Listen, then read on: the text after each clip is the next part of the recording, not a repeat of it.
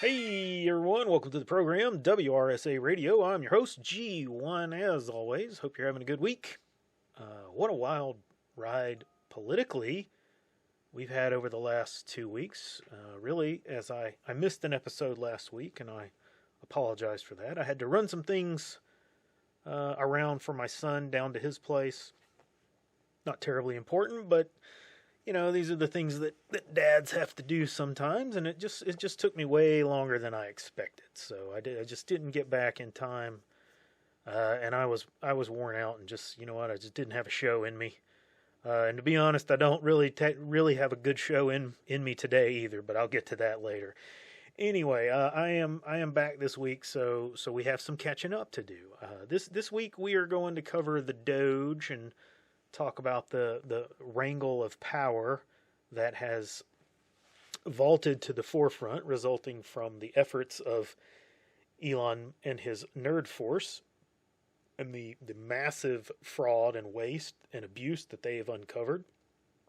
I think we all knew this kind of thing was taking place. At least I hope you all knew it was. What I don't think we were really prepared for is how systemic and pervasive it is. It's just in everything. It's everywhere. The entire government is eat up with scams and fraud and waste and abuse. Just every adjective that you could use to describe it. It's eaten away and hollowed out.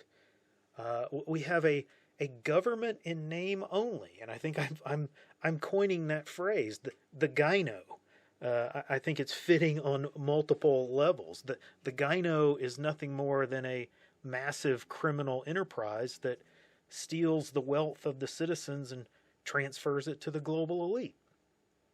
And we've not even scratched the surface of the secret black military budgets, and I guess mistakenly believing that was the massive target, the whale that was the bulk of what was missing and what was the fraud and the abuse, and or at least misappropriated, going into secret projects and budgets and things like that. But the rest of the government is just as bad, if not worse.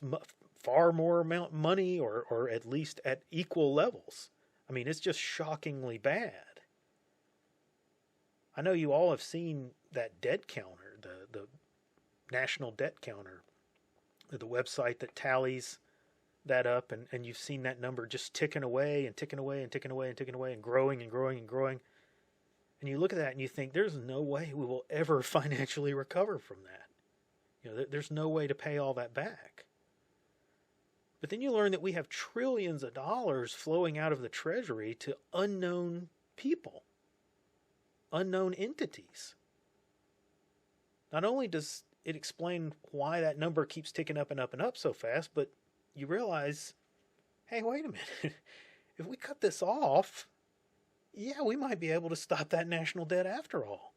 And on top of that, since we know this was fraud and abuse and illegal, we already have the legal justification and the legal mechanisms in place to take that money back, to go after it. Civil asset forfeiture. The laws put into place to allow the government to take your money if they suspect you of a crime.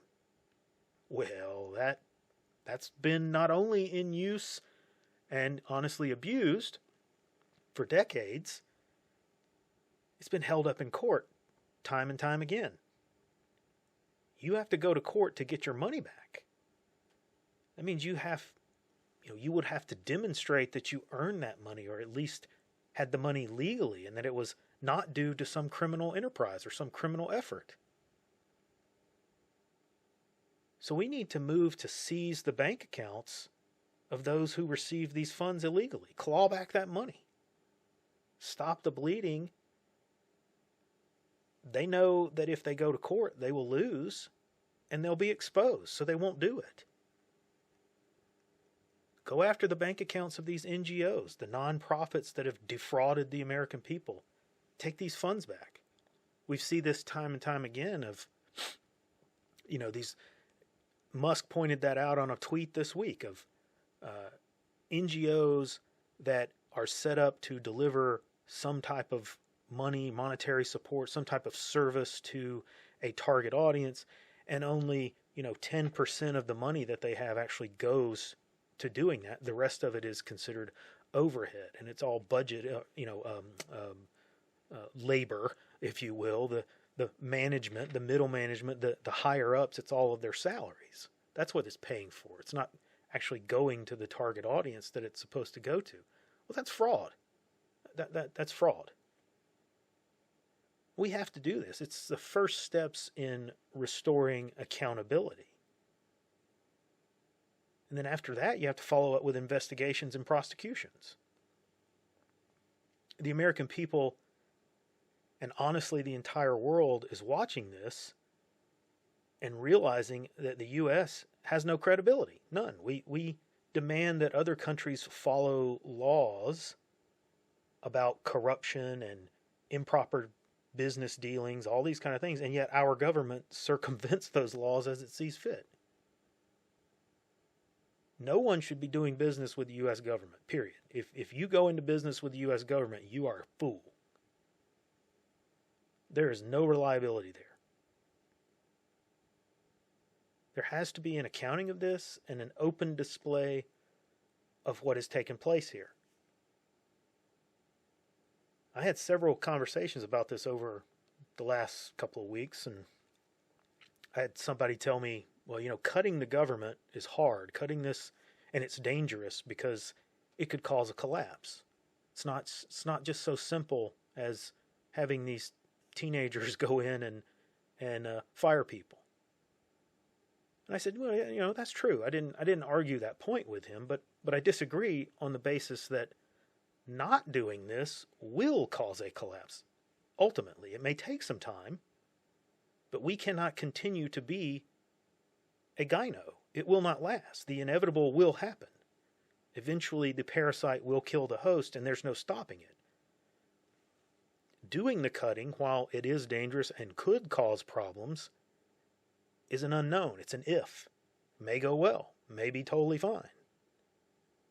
Not doing it will lead to a collapse. It is inevitable. And for a long time, I believed that we were likely too far gone to stop it already, and it was really just a matter of time. But I have hope now, oddly enough, seeing the vastness of the rot, seeing that we cannot remove, we can remove it. We can go in there and cut all of that out. And it will create a massive surge in confidence. At least I would hope so. I believe so.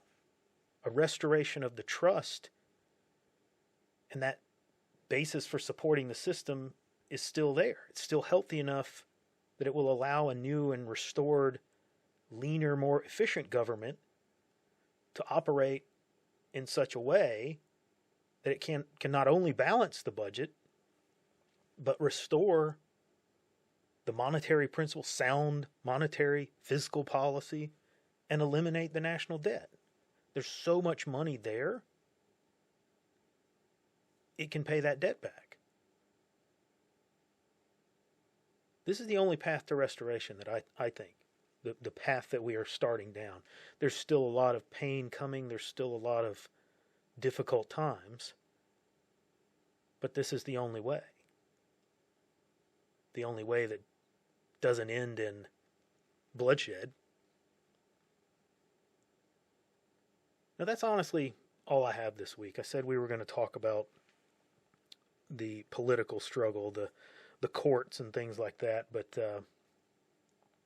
I just don't have that in me today.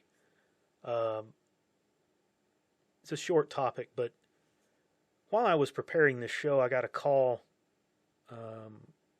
from a job offering that I was really wanting. I had very high hopes for this one, and I was not necessarily super confident, but really had some hopes on this one.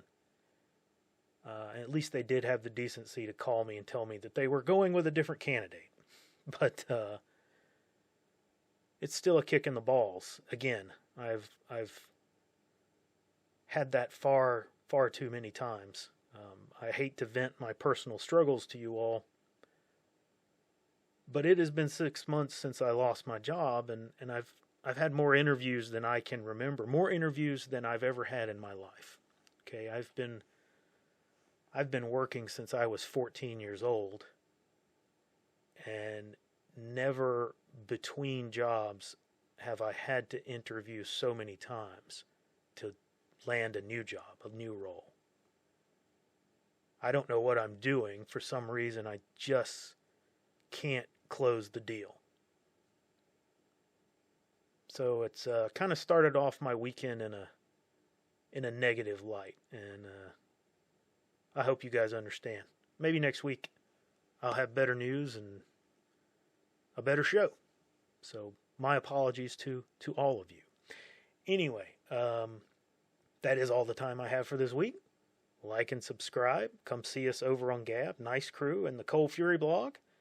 And I'll see you on the next episode.